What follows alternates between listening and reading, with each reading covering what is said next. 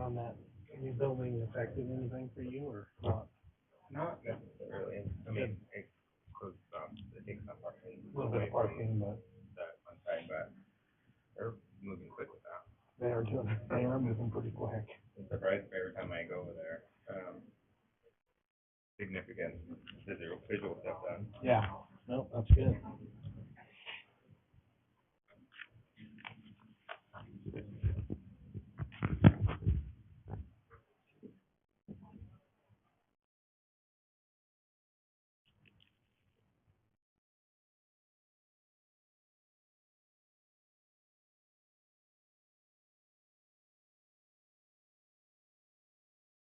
How long were you in California?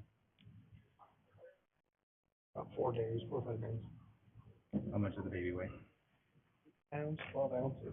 Big baby. 20 inches long. Yeah, she had a big baby. That's awesome. All right. I'm sorry. Nope, no, you're good. All right. I'm going to go ahead and call this meeting to order. Roll call, please. Zamora. Here. Harmon. Here. Larson. Here. Boutros. Here. All right. So we have a quorum, and so we'll move in on the agenda to conflict of interest declarations. Any conflicts of interest that any commissioners would like to declare at this point? No. Okay. No special presentations, so we will move on to our consent calendar.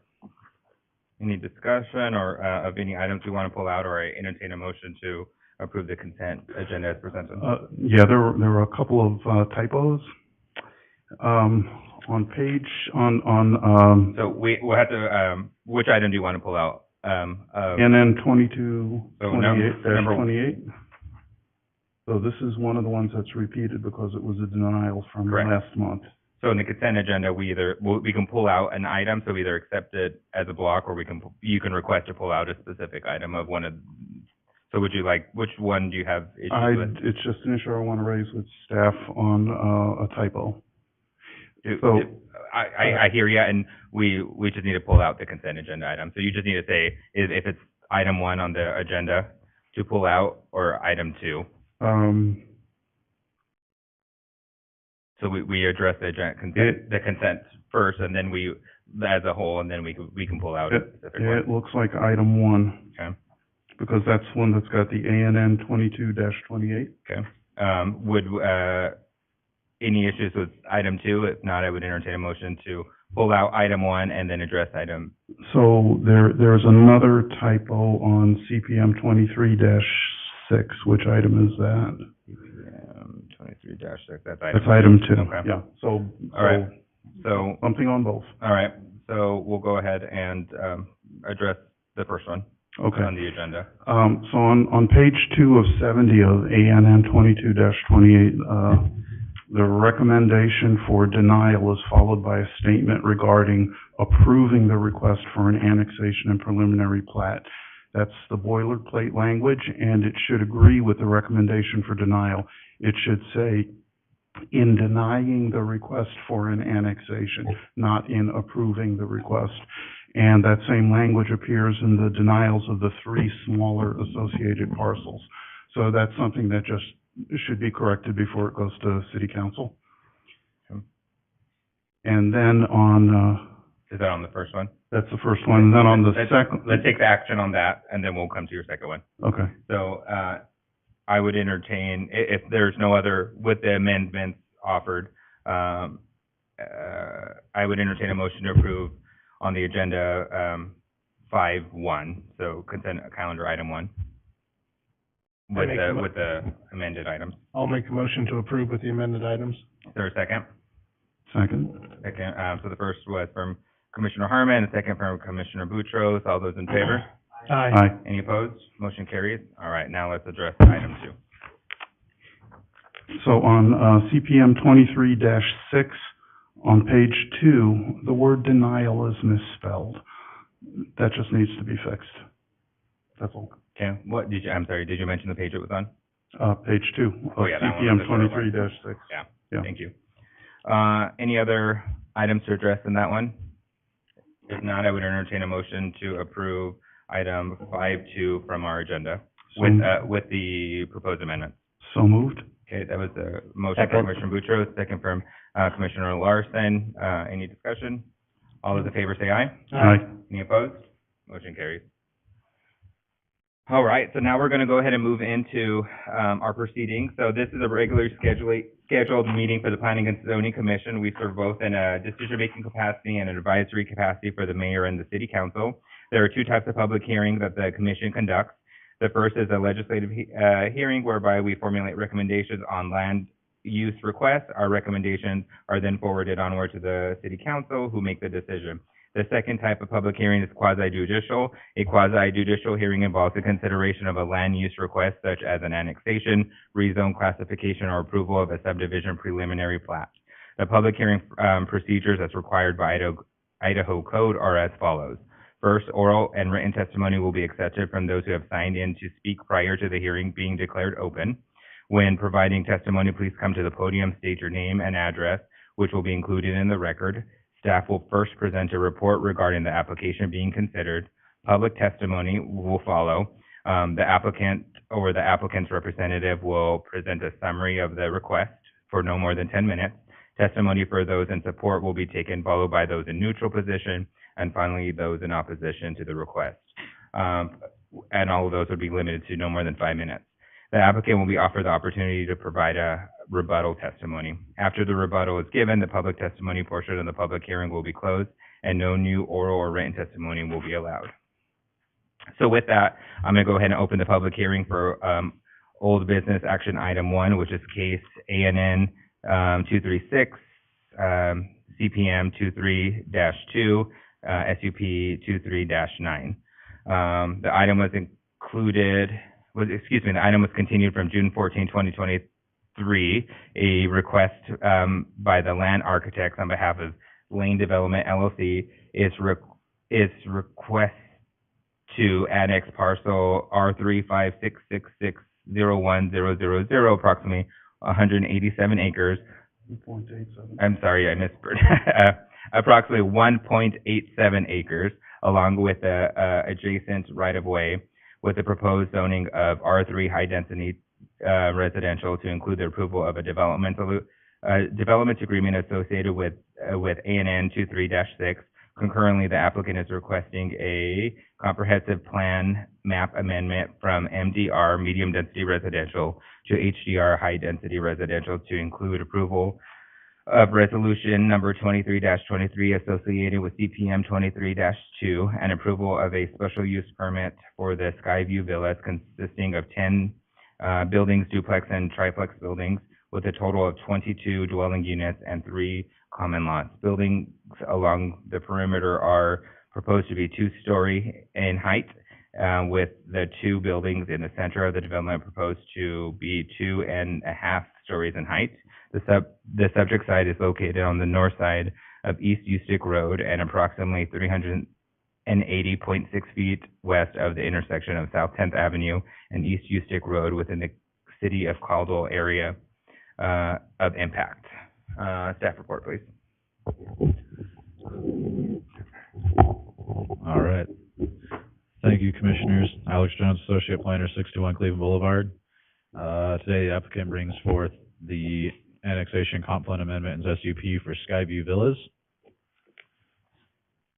For the applicant's request, the project location is a 1.87 acre parcel located west of the intersection of South 10th Avenue and East Ustick Road.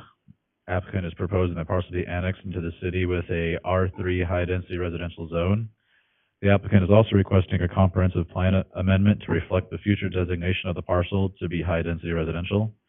And the special use permit is for the approval of a special use permit for a triplex and to build over 25-foot adjacent to a 25-foot dwelling. Here are photos of the subject parcel. For the development proposal, they are proposing 8 duplex units and 2 triplex units with a overall density of 8.75 dwelling units per acre. Landscaping, they're proposing 10% open space, which meets the 10% open space requirement. Here are the provided elevations. For existing conditions, it is surrounded by County R1 to the northwest and east, and to the south is C2. For the comprehensive plan analysis, it is currently zoned as medium density or comp plan for medium density residential, which allows for up to 4 units per acre. The proposed density of this is 8.7 units per acre. And the applicant is requesting high density residential to accommodate this higher density. Staff finds that this is closer to a medium density development, as our comp plan goes from 3 units for low density, 4 units for medium density, and high density is a maximum of 25.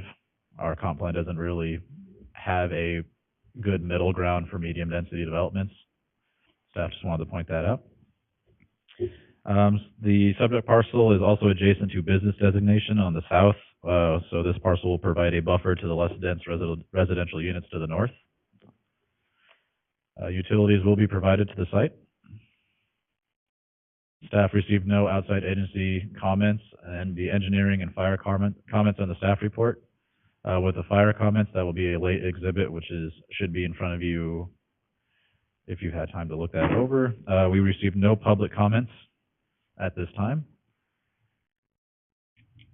This slide didn't update, but staff would like to strike the DA conditions for this, which is conditions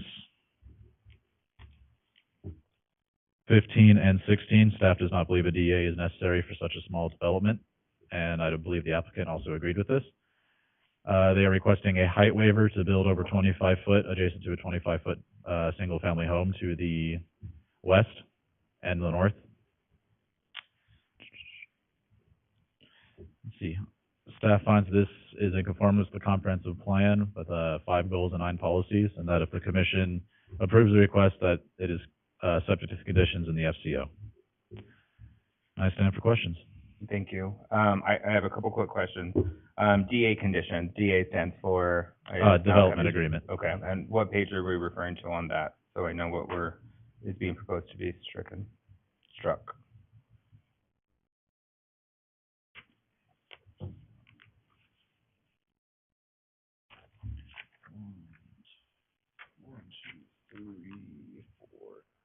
That would be page 5 of the FCOs.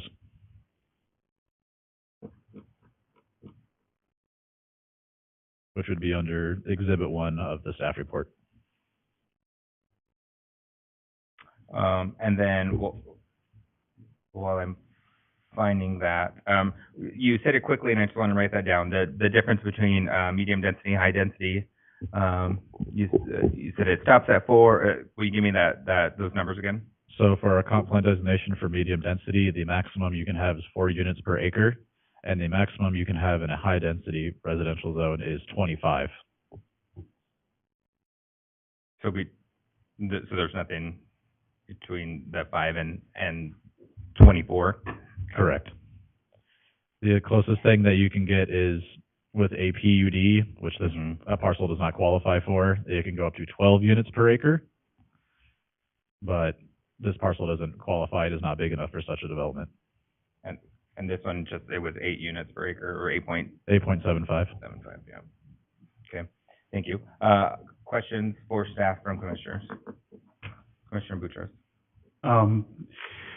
For this development, because they're asking for a special use permit, and there is a secondary access through what is called an easement on the adjacent property, are those requirements only because they're looking for high-density residential? So if it kept with the existing zoning of medium-density residential, do they need the secondary access, and do they need the special use permit?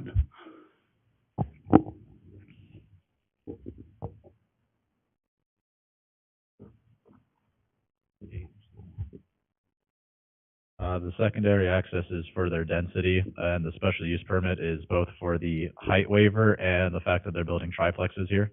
Triplexes in the R2 and R3 zone are special use permits.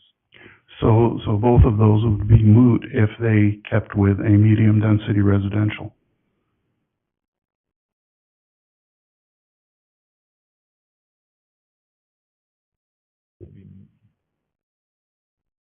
For the secondary access, that would most likely be correct. I believe that's a fire requirement. I'm sorry, for clarity, If it was medium-density residential, would they still need the secondary access through the easement? It would depend on how many units are on the parcel itself.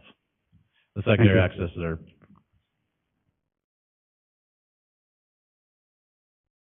so yes, it's just based on how many units there are on the parcel or in the development. Okay, so in the package, I did not see any kind of documentation of a legal agreement that they have secured that easement. Should that have been in the package? It's a really good question. I know.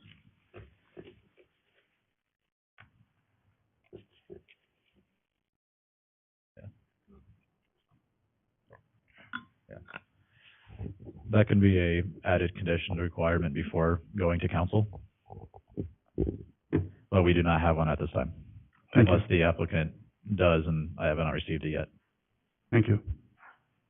Other questions, from commissioners or staff? Commissioner Larson? Yeah, I had a couple. I believe it's under staff item number 9. Code section 11-03-0214, the parking concern. Was that got addressed where that states that only 6 dwelling units may share a driveway, and staff has concerns that this development has 8 dwelling units per driveway? That would be on that's on the Montana Avenue one. Okay. Okay, then the other one is about engineering having, seems like the same concern on all of the cases, and if we should adjust that due to the nature and complexity of many civil improvements requiring multifamilies, that we should treat it as a standard subdivision. Should that be something we just adjust so that he doesn't have to put a caveat every time, or? For reference for us, what page of the PDF are you referring to? They're under the memorandums, but for the engineering department, I think it's on every single one of them. He has the asterisk due to nature. Oh, yeah. And so I just wanted clarity if we want to adjust that so that he doesn't have to have that asterisk, or is that, I guess I need clarity on why he has to put that every time.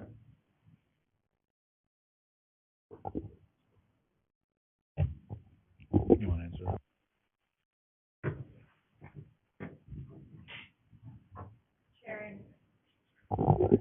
Chair and Commissioner Larson, I believe the reason that engineering puts that on their memos is because it's not a code requirement for them if they're not platting to follow the subdivision requirements.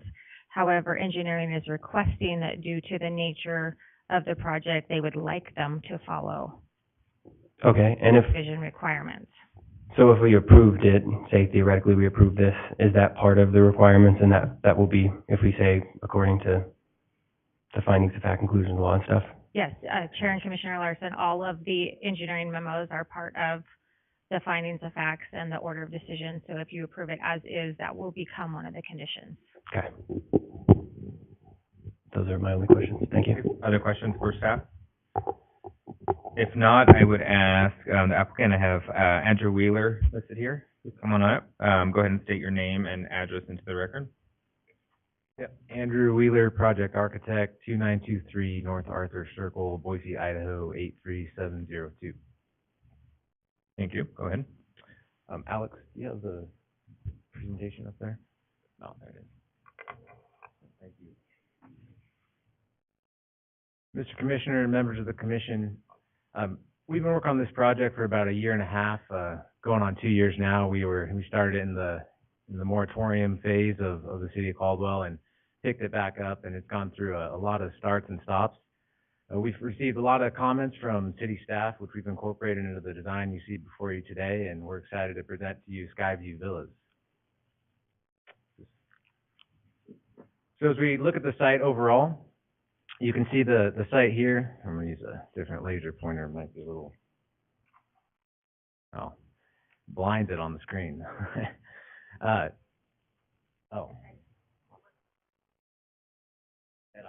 pointer. All right. So to give you a little background on this property, the church originally owned it, this whole parcel. They decided to sell a portion of this, and so we got brought into the project when our client decided to purchase this parcel, which we went through a minor land division request, got that done, and then continued to develop the 1.87 acre site. You can see the surrounding context. You have the Caldwell Church, 10th and Ustick intersection, which is a very busy intersection. You have a Walgreens store in the southwest corner of that intersection, a Maverick in the southeast corner.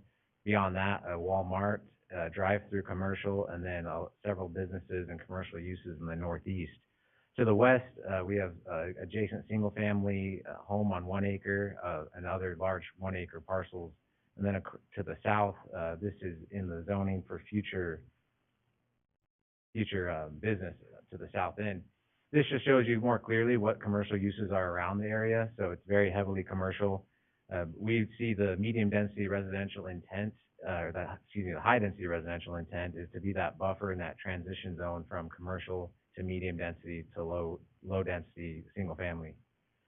Looking at the current zoning, we are asking to annex the property. This is the property here. The C2 zoning surrounds it all along the south side. Ustick is that major arterial, which also is being widened as part of the corridor plan, which we incorporate. And then you can see the C1 zoning that is also adjacent there. Looking at the comprehensive plan, it is in the medium density zone. Again, that same business designation surrounding the site. And so as we dive into the site plan, a couple things to point out what really guided the design here. As I mentioned, that intersection at 10th and Ustick is extremely busy. So city engineering, one of the guiding requirements is we had to put our entrance as far away as possible from that. The second was widening of Ustick. So this right here is about the edge of pavement existing, and this is an existing CenturyLink utility that's currently on site. So we're widening the road at Ustick quite extensively, which we're also managing the stormwater on site from that as well. We have worked with CenturyLink, which is quite a process, but we got that done. They did approve a relocation to this location here, so that has been approved. So as you come into the site on the west, we wanted to maintain at least a 10-foot buffer to buffer that single-family home over here. We have a 26-foot drive aisle and then a fire turnaround in the center of the site with that emergency egress to the east. And I'll note that this is an easement. We do have it recorded. It is approved by the church. It was part of the packet that we can condition that and provide that documentation. But everyone's on board to provide that. Moving north on the site, as far as refuse pickup and trash of the types that we're providing, we do have a 50-foot turnaround up here. I know it's difficult to see, but we do have approval from Republic Services. They were really hesitant to drive in here and then back up due to safety concerns. So we made that work with the site plan. We're proposing 2 bin storage per unit, and that is stored in between the buildings, enclosed in an enclosure for visual screening, and then staged out on the street. So that's kind of what you're seeing here, and then in the between. So we're showing both options just to give you a feel what that would look like on trash day. In the center of the site, we have, we are limited on some road linear width, so we do have more of a condensed area where there are more of those bins. Again, screened though visually, and with nice landscaping around that. Amenities on the site in the northeast consist of a seating area that's kind of a landscaped garden area, which when we look at the site plan in a moment, you can see that. And then a covered pergola and picnic table in the northwest corner with an open lawn.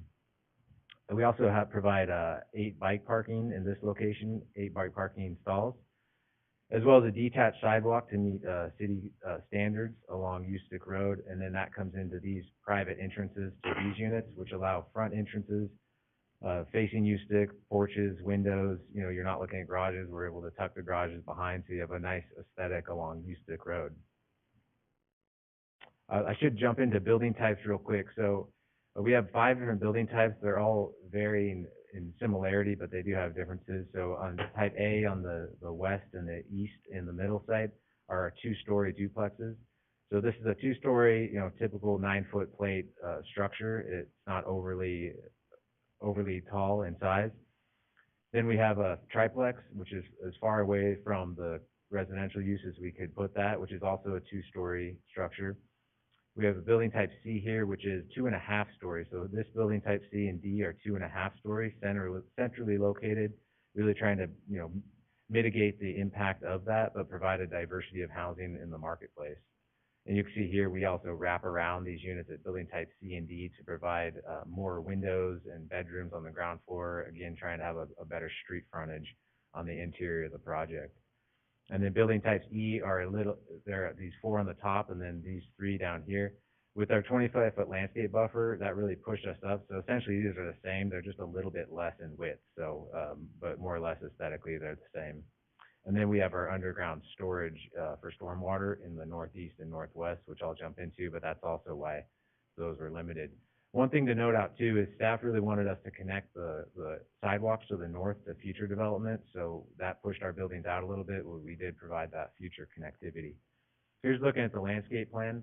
A couple things to note is that seating area in the northeast, and then that open lawn space here, and then here is the open air retention area for the additional stormwater retreating from the expansion of Ustick. This shows the landscape buffer for 25 feet, and so that is, we do provide that and we accommodate for that. Here's our underground storage for stormwater. The upper right and upper left, we have underground tanks, and then in this lower one, that's an open air landscape feature in that landscape buffer. And this, our plat here shows the utilities that would meet that subdivision standard. Originally, this was designed as a subdivision. We went through several different iterations and versions, and ultimately it made more sense to do this as one single parcel, as more of a multifamily development. So it will be for rent housing, all owned as one ownership, not individually sold or platted lots. Now looking at the open space, we provide about 12.5% open space. That's counting area 1 and area 2, we're at 9.3, and if you count that area 3, which we're providing a 15-foot setback when we're required to do a 10, that puts us a couple percentage points above the requirement. This is a picture of that existing CenturyLink box that will be relocated in the existing home. And here are some elevations on the existing project. This is the 2-story. Here's the 2.5 stories. The materials have board and batten, stone on the ground floor, standing seam metal roof on the patios, and then asphalt shingle on the upper, the main body of the roof. So it's more of a modern traditional aesthetic is what we're trying to go for here. And just, Ms. Wheeler, that was your 10 minutes, so if you want to just finish I'll any wrap quick it things, up. then we'll open up So for these are a questions. couple, we'll kind of go through. This is the entry that you'd be looking at with that bioswale and the entry point there, detached sidewalk. Here's the church on the right that you're seeing there. This is that easement, access easement. This would be fenced. It's just not fenced for the purpose of this rendering. Here's the interior on the east side looking west. Here's in the middle looking north. That's that trash enclosure that's screened. Then here, we also connect to each pedestrian amenity from east to west with this path. This is a guest parking stall, which we do provide 2 additional guest parking stalls. Here's the covered pergola area. That's the same view the other direction, that pergola area. And then here's a view looking at the overall project with the church on the right and that single family on the left. We did provide a lot of landscaping and trees on that west side to buffer. I would also note that only one person showed up at our public hearing or neighborhood meetings. We had 3 of them. And it was this neighbor who, of anyone, would be, a little bit frustrated about the development. And he actually asked for a job because he's a contractor and wanted to work for the developer. So he was not opposed to it, and that, of anybody having issues, he did not. Great. So in conclusion, this property, creates the necessary transition from that commercial high-density usage that surrounds it to the medium and low-density residential that the city intends. And I urge you to consider the potential that this has to bring needed housing to the city of Caldwell and vote to approve Skyview Villas. Thank you, Mr. Wheeler. Any questions from commissioners for Mr. Wheeler? And I know Commissioner Boutros, you had a question, but I think he kind of answered it in regards to the easement. It sounded like he answered it during his testimony. I appreciate you letting me go over my time. Any other questions? I have a quick question, Go ahead. Chair.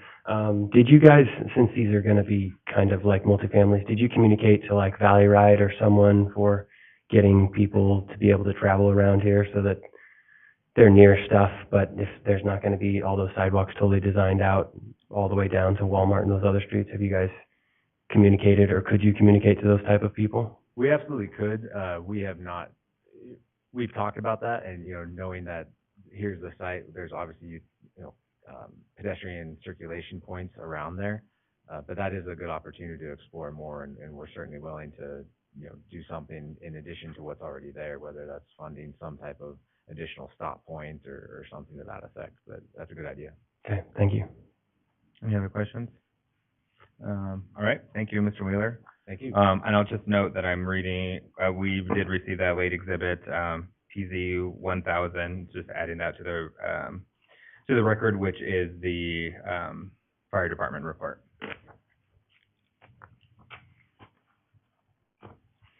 All right, any final questions before we, entertain a motion to close public testimony? There's nobody signed up, neutral, pro? Correct, there's nobody else signed up. All right, entertain a motion to close public testimony. Yeah, so moved. That was a motion from Commissioner Larson. Is there a second? I'll second. I think I heard Commissioner Harmon first.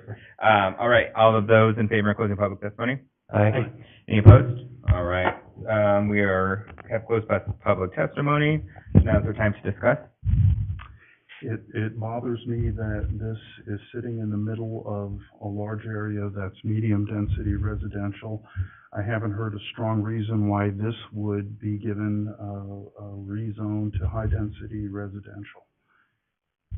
Yeah, I think it's a well-thought-out project in a good spot with all the amenities, with the Walmarts and the shopping, and it's very well done. And I recognize, Commissioner Boutros, your concern as I was initially reviewing the packet. That was certainly a question that I had in mind, was that distinction between medium and high density. I did appreciate the just clarification from staff in regards there's this nuance, or there's not really nuance, there's just a big buffer right between 5 and 24. That's kind of this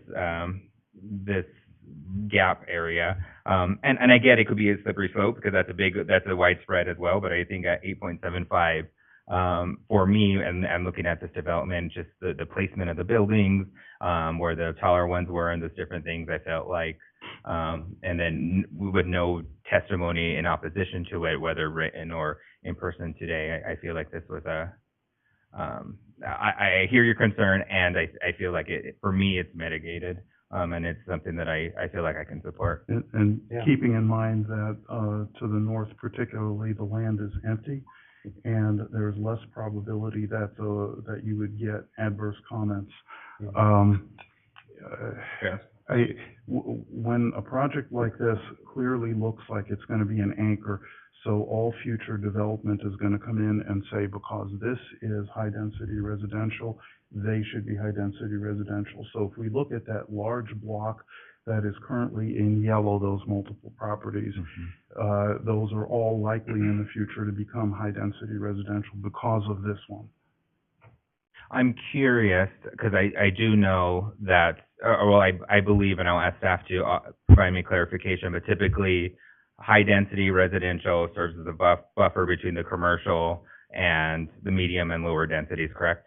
And so, all that said, I still think that there's a reasonable placement here because of where it's connected with commercial, that it still serves as where there could still be more nuance in the others if some sort of decision comes to us on other spots where it could still be reasonably high density here, and we could have different decisions potentially for other spaces if that's what we wish. I don't think it boxes us in just because of the placement of the commercial spaces. Well, I think I can get behind this. Yeah, I think if future development were to build on Kurt Lane and they designed for large development, you could have single near the outside and denser in the inside, and I think it'd be okay. Yeah. My only concern is that I feel like we haven't done it very much, but if we're going to have multifamilies and medium and high density, is to have more travel for them to get about, because most people who are in medium and high density travel more than people who are in low density. And so to give them bus opportunities, I know I drove to the bus over here right next to the Caldwell Library, and it was fantastic to get to Boise. And so I just feel like it'd be awesome for these guys to have a bus route to go to downtown Caldwell and just around. But I think it's pretty good. The renditions look good, and I'm thinking it's a good plot. Any further discussion? Nope. So, if it's gonna be approved, if it's gonna be approved, we do need to make the condition that the documentation of the easement is part of that. Certainly can entertain that when somebody makes the motion. Commissioners, Yes. just to add to your motion, can you please add to strike conditions 15 and 16, referencing the development agreement? Oh, yeah, I have that written down.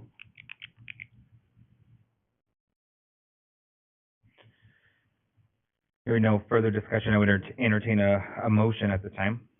I'll make a motion Go ahead. for action item, or no, I'm sorry, based upon the testimony and evidence and record in this matter and upon the finding in facts and conclusion of law set forth herein, do hereby determine and move as follows. The request for CPM 23-2 for a comprehensive plan map amendment on the subject parcel for medium-density residential to high-density residential to include approval of resolution number 23-23 is approved, with, striking the DA agreement, correct? 15 and 16 with the condition, and the condition of the easement, through the church. And I'm assuming in addition to the conditions presented in the staff report? Yes. Okay. And could you add that they just communicate to bring something to city council about commuting to busing transportation as well? I don't. It's your motion. I'm not gonna put that in there. Sorry. So, And then you'd read the other ones. and the request for ANN 23-6 for an annexation of parcel R3566601000 with zoning designation of R3 high-density residential is recommended for approval, subject to the conditions of approval as presented. Do I have to, those conditions are already good? As modified? Okay, as modified.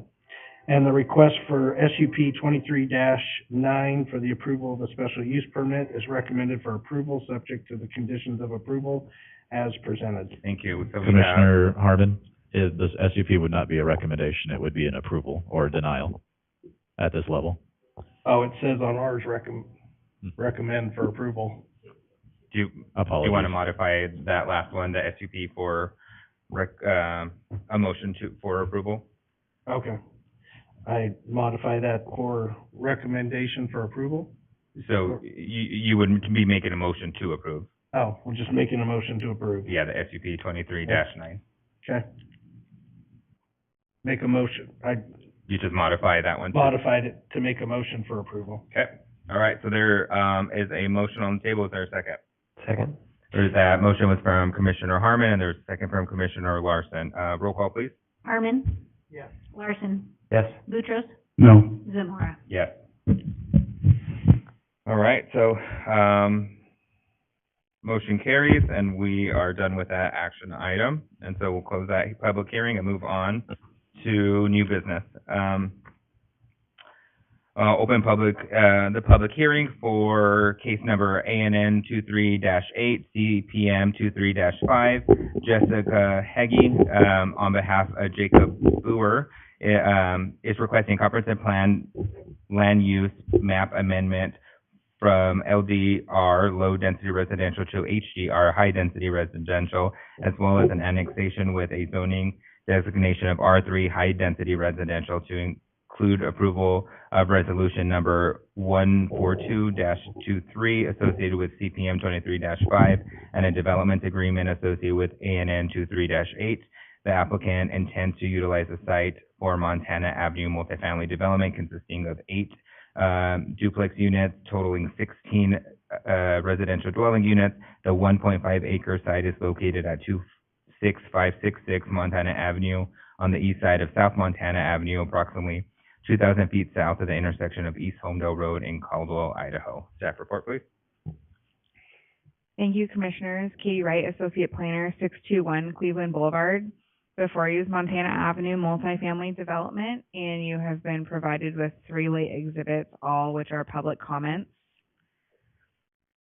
The project is a 1.5 acre parcel located on the east of Montana Avenue and approximately 0.5 miles north of Karcher. The applicant is proposing parcel R32708 be annexed into the city with a R3 high-density residential zone.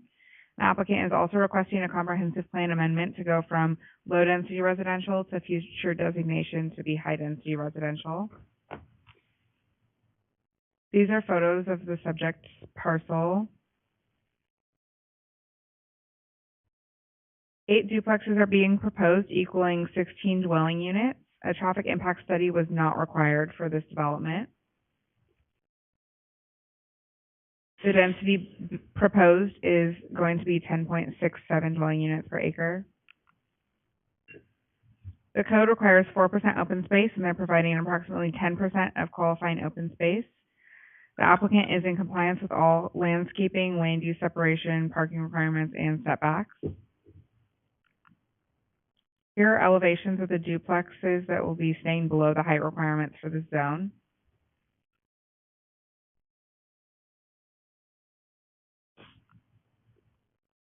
The proposed development is surrounded by R1 and R2 to the north, R1 and County to the south, R1 to the east, and R2 to the west.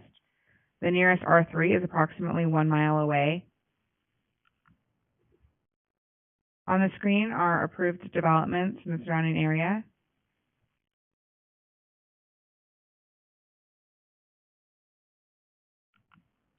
Currently, the comprehensive plan calls out 3 units per acre for the density of low-density residential, which is what this parcel is currently designated as. The proposed high-density residential being proposed for this parcel allows up to 25 units per acre. The proposed development, again, would be about 10.67 units per acre. Utilities are provided to serve the proposed site and are adequate to accommodate the proposed development. Public agencies were notified and asked to provide comments, and no agency responded with specific concerns. There were some public comments submitted, written comment from Michelle Stanovich in opposition due to the amount of R1 in the area. Written comment from Rob and Julie Hamilton in opposition due to the density not matching the surrounding area, added traffic and height concerns. And then the 3 late exhibits that are in front of you are also those public comments, which should include Francis De Silva in opposition because it will directly impact him since he's on the other side of the fence to the east, I believe. John and Holly Thurman in opposition due to wishing to preserve the area as they have known it over the past years. Adela Vulcan and Alberto Godoy in opposition because of traffic concerns, and that they were told the property would be single-family detached. Staff added site-specific conditions as follows. The applicant shall submit a new site plan that addresses utilities and street frontage improvements prior to city council hearing. Each unit should provide 2 to 3 off-street parking spaces per dwelling unit. The subject site shall have 4% of qualifying open space in accordance to Caldwell City Code 10-07-05. The applicant shall submit a new site plan that shows 50 feet from near edge of roadway to near edge of driveway per ACHD access policy adopted by City of Caldwell prior to City Council hearing. The applicant shall get names approved by the Caldwell Mapping Department for common drives with more than 3 or more residential buildings prior to construction drawings. And staff recommends that the commission include the following condition in their motion. The applicant shall meet the Caldwell City Code Section 11-03-0214, only allowing 6 dwelling units per shared driveway. And staff has decided that a development agreement is not necessary for the proposed development due to nothing being out of the ordinary. Staff finds the proposed request is not in compliance with the Caldwell City Codes and is not in conformance with the comprehensive plan. Staff does not support the approval of this application, but if the commission recommends approval of the request, that such request is subject to the conditions as specified in the findings of facts, conclusions of law, and order of decision. And I stand for questions. Thank you. Questions for staff? Hearing none, we'll move on to public testimony, and so we do have several people signed up. So we have, Jacob Boer, who's signed in favor, but, chose not to speak. We have Jessica Heggie, I'm sorry if I mispronounced it, that did want to speak. Go ahead and come up to the mic, say your name and address into the record. That's not how it. Oh, okay. So you're representing the applicant. So Yes. go ahead. You have Sorry. 10 minutes. Thank you. Sorry. Okay, no problem at all. My name is Jessica Heggie. Down.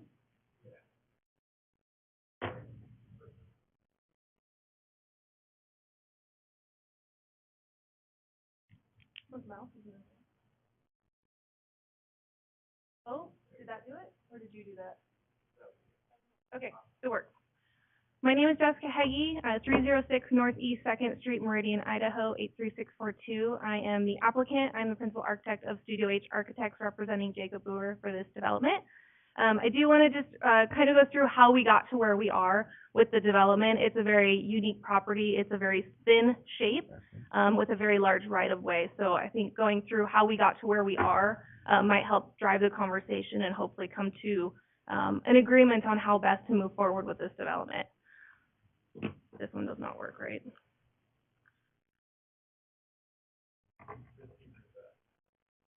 This guy works. Our property is roughly situated right here, along Montana Avenue. We have 404 feet of street frontage on our property of 1.55 acres, so it's substantial.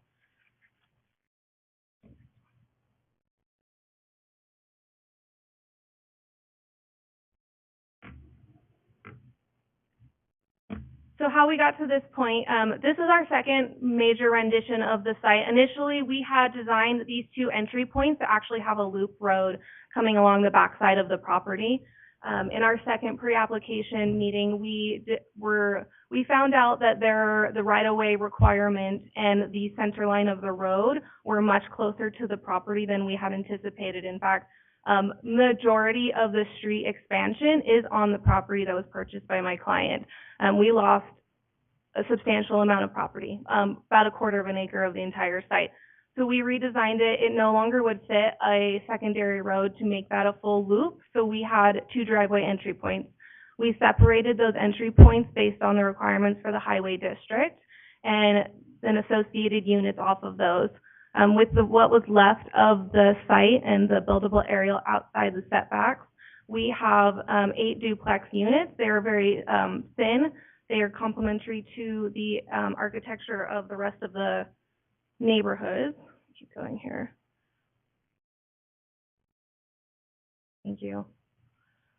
Landscape-wise, actually very similar to the last applicant. We have our duplex units with landscaping in between the driveways, and then we have landscaping on either side. We have a very large landscaped area on the center of the development that we intend on having fully landscaped, whether that's playground, open space, barbecue pit, amenities for the community that would live in this development.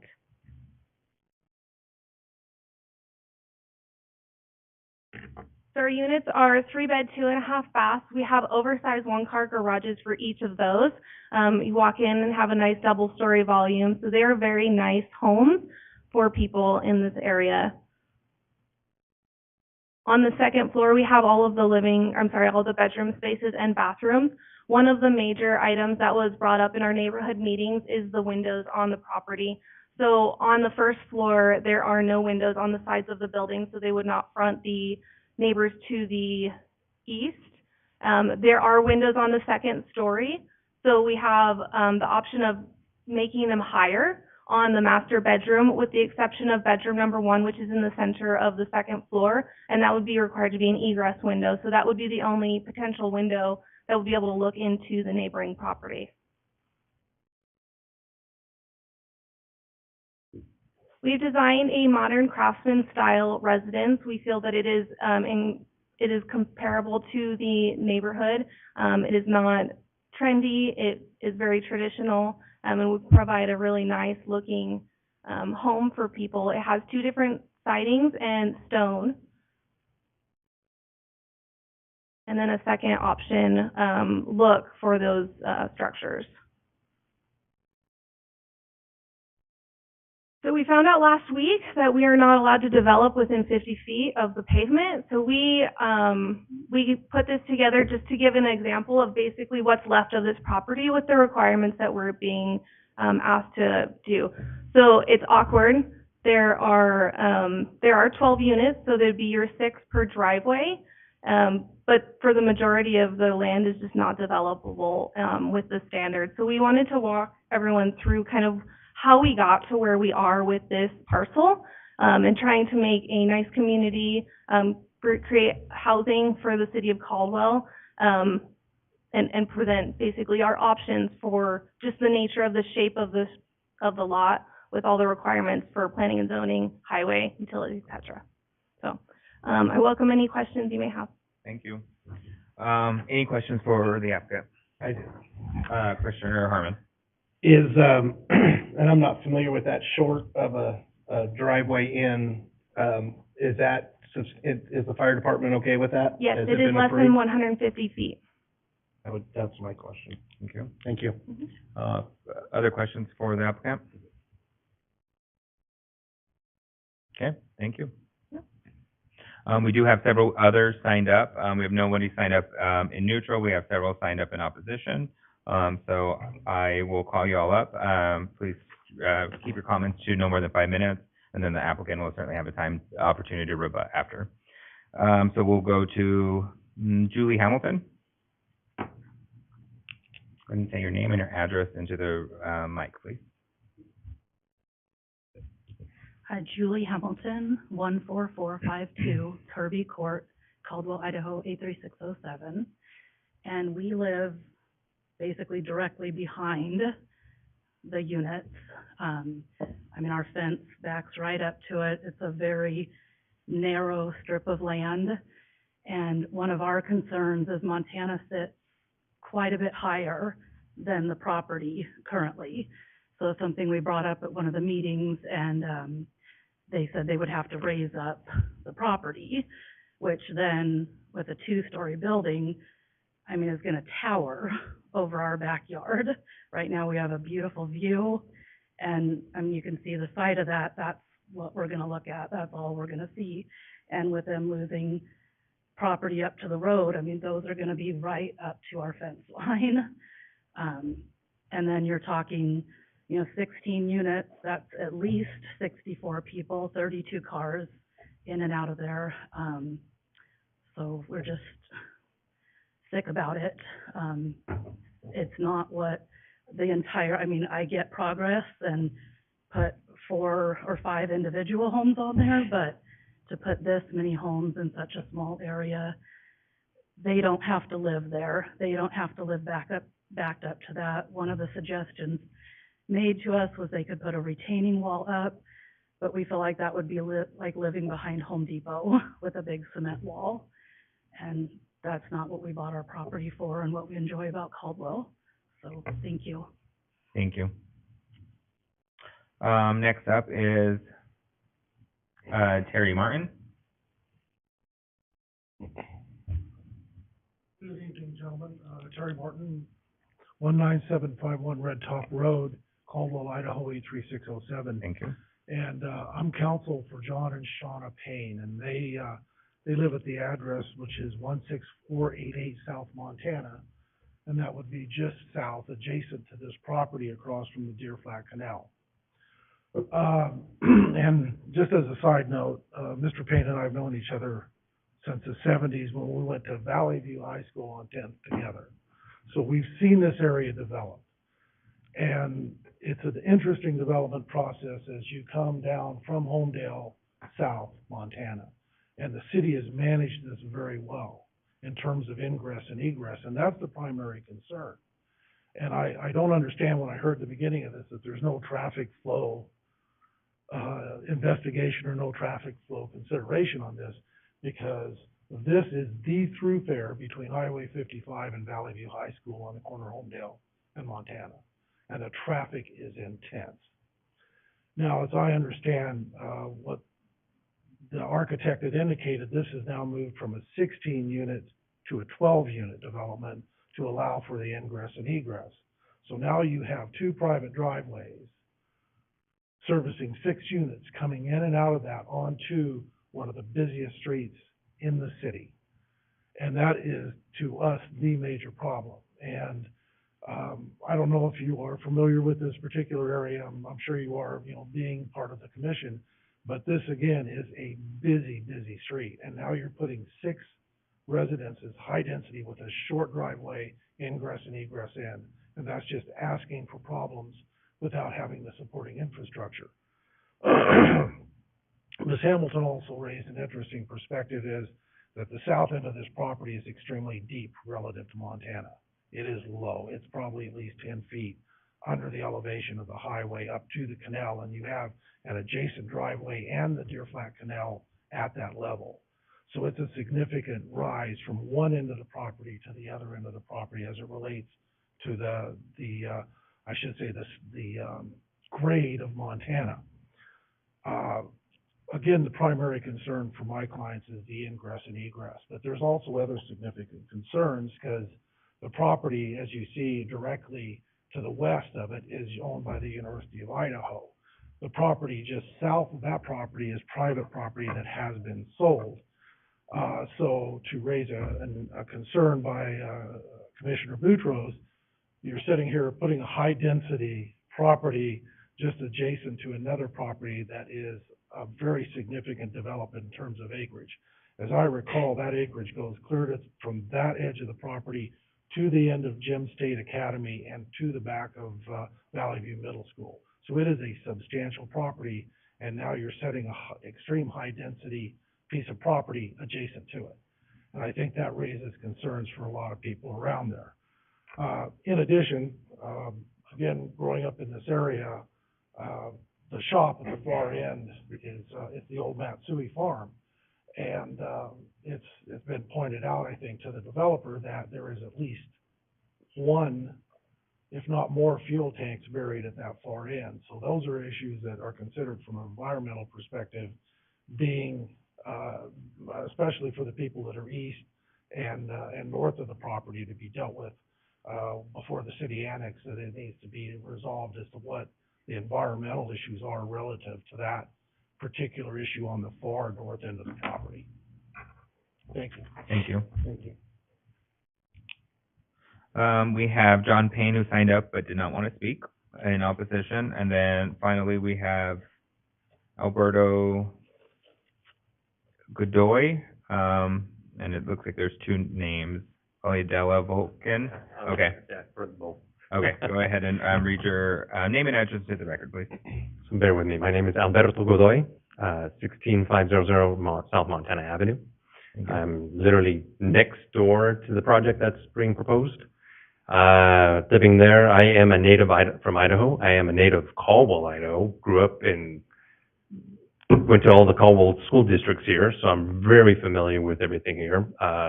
Previous speaker talked about the Montana Avenue having a heavy flow of traffic to catch Highway 55, which we know, being a native, and then you guys knowing this, there's a lot of traffic, a lot of construction going on.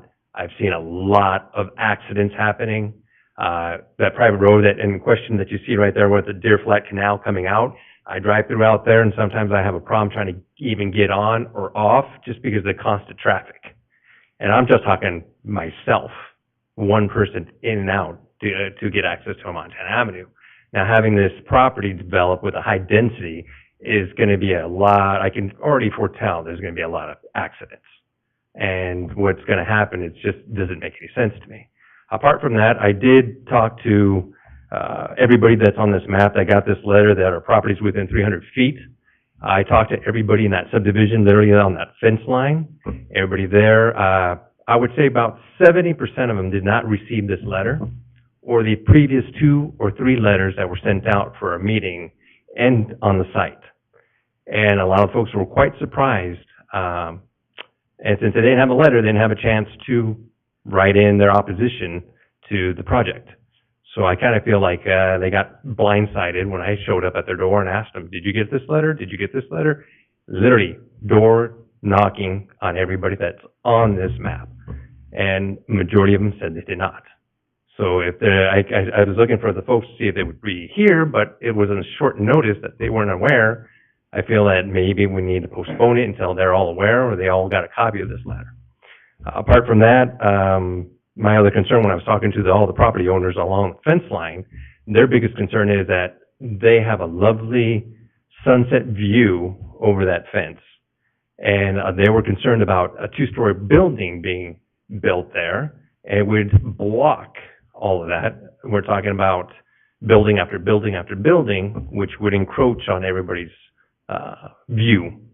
The other aspect they were concerned also about was the privacy. People looking over their fence, if they have to elevate that ground to see over the fence, they're going to end up giving up their own privacy in their backyards, their back windows. They're going to have to close those up, put their blinds up, just to have some privacy. Most of the folks that live there lived there for several years. They're they're happy with what they have. And just like me, I'm not against progress at all, but at what cost? What sacrifice are we going to give up? I understand the investors are trying to do what they need to do to make a buck. I get that. I'm not opposed to that. I'm in finance. But at the same time, being a native from here, grew up here, I feel I need to say something, say, hey, let's slow down, rethink these things before we actually make quick decisions and that impact our community. I haven't heard one thing that will be a positive for this community. This is not a subdivision like the subdivisions around. There's a way to get in, get out, on a safe way of doing it. But this is just attached to a busy road to get in and out. I don't see any positives. Nothing positive that I can still really tell you that I agree with. Again, it will impact our community, not just me personally, but everyone else around. I just haven't heard anything that is a positive, that's convincing, or it can say it with conviction that this is a good thing. Thank you. Thank you very much. All right, so those are everybody who signed up. So I'm going to invite Ms. Heggie to come back up for a rebuttal of no more than 5 minutes, please. Thank you. I do want to address as many of the comments as I can. Grading is one of the major ones. We did discuss that with the neighbors. Obviously, full civil engineering would be required to get to the point where we understand exactly where the grades would need to be with the development. We would absolutely mitigate any disruption if at all possible. I lived in Las Vegas for a very long time, for a decade, and practiced there, and we built CMU walls between houses. I know how horrible they are. And I would never stamp something that was in the same development. I'm from here. I understand. My great grandmother lived on Lake Avenue, so this area is immensely changing, and everything's immensely changing. It's just the nature of, unfortunately, everyone wants to live here. So we are providing the huge positive of homes. We are providing housing that is more affordable, that has gives people the opportunity to own a home. That's really the big positive we're proposing here, and we're taking out a property that, quite frankly, is not taken care of. And it may never be taken care of. It has to remain in the current state. Second thing, ingress-egress count comparison. So we're talking about 2 driveways and 12 units, or possibly even 16 units. So we're talking 32 to 24 cars. The subdivisions surrounding this have hundreds of houses in them, and maybe 2, 3, 4 entry points. So we're talking twice the amount of cars are ingressing and egressing out of these subdivisions that are already approved and constructed than what we are approving. Remediation of fuel tanks, that is just something we will have to deal with. It is not uncommon. Gas stations go out of commission all the time. Fuel tanks are remediated, so I'm not sure what to say other than that. Ecologically, we would take care of it for EPA standards. Neighborhood meeting letter, I can assure you, I hand-stuffed those 3 times. They were sent out to the addresses that Planning and Zoning provided us. The blocking of views. So even if we met all of the requirements of Planning and Zoning and we only had 12 units, there is nothing restricting us from building a 2-story structure along those neighbors' views. Regardless of how many units we propose here, they're going to have 2-story structures, most likely on their back fence. It is just what it is, unless the council doesn't approve anything to be developed on this property. And then housing, again, that's really my thing, is that's what we're proposing. That's the positive of this development, providing housing, much needed housing for people in, the Caldwell community. All right, Thank thank you. Any final comments?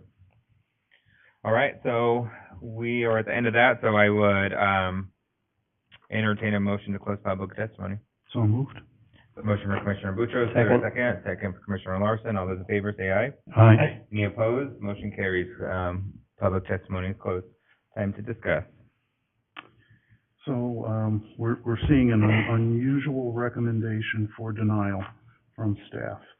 And looking at, the forced design, trying to make use of an incompatible, property, I tend to think this is not good for Caldwell. I don't think this is an appropriate development for us.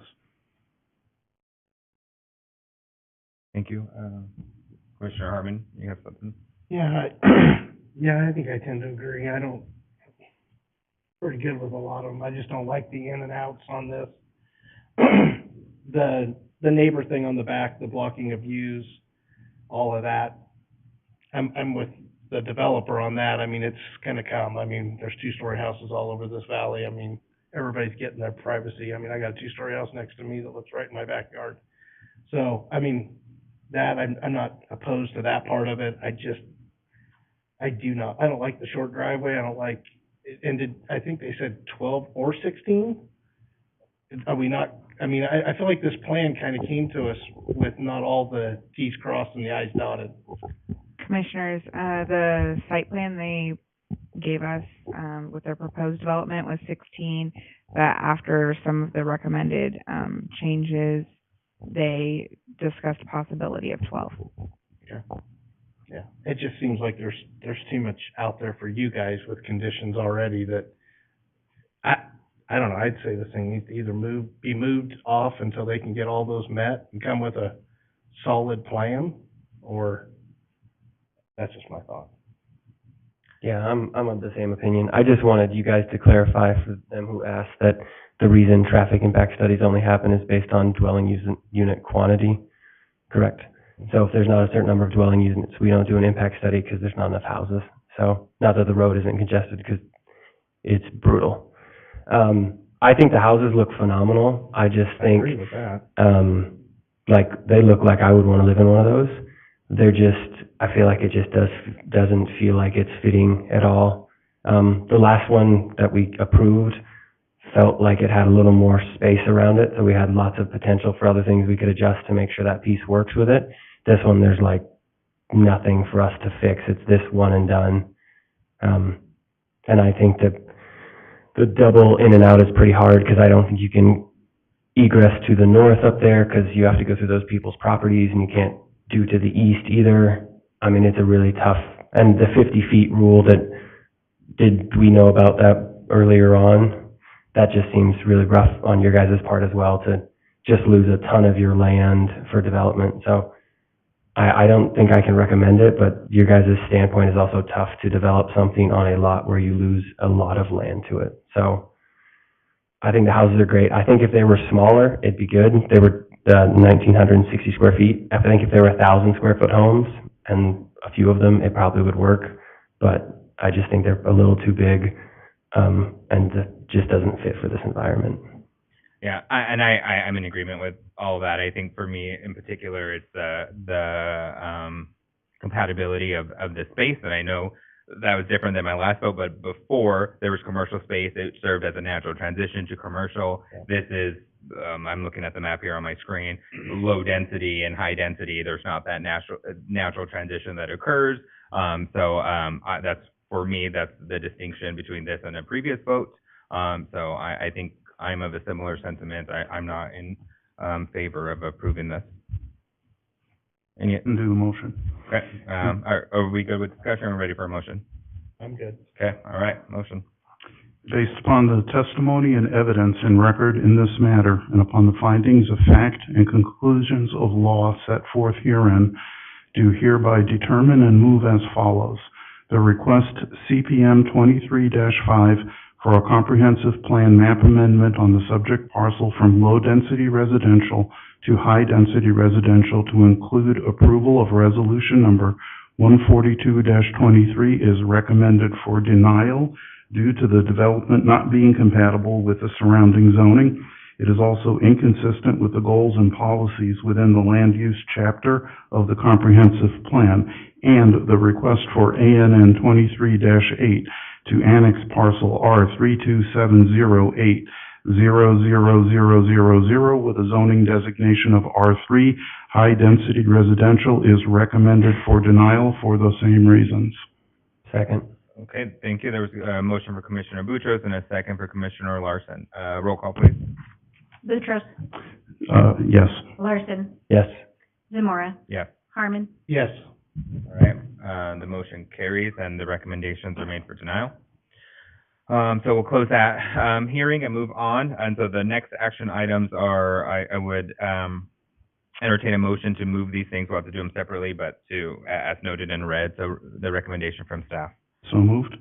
So that's action item CPM 23-4, ZON 23-4, PUD 23-1, and SUB 23-3. So the motion was to Remove the item from the agenda and not be heard this evening. Yep, and the application will be renoticed. And the All right, there is a motion. Is there a second to that? Second. Second from Commissioner Harmon. All those in favor say aye. Aye. Any opposed? All right, so then the next item is case number ANN 22-16 and CPM 23-3. Is there a motion to? I make a motion to, remove this from the agenda and heard at a later time. Yep, there's a motion for Commissioner Harmon. Second. A second for Commissioner Larson. All those in favor say aye. Aye. Any opposed? All right, and with that, I would entertain a motion to adjourn. So moved. Then a motion for Commissioner Larson and a second for Commissioner Harmon. All those in favor say aye. Aye. Any opposed? All right, thank you.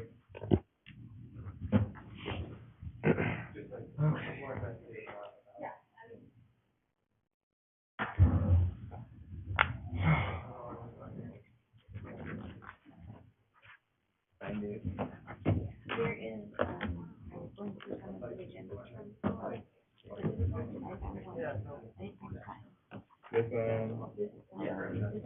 we add additional? Yeah, we added additional. You want me to just make a note?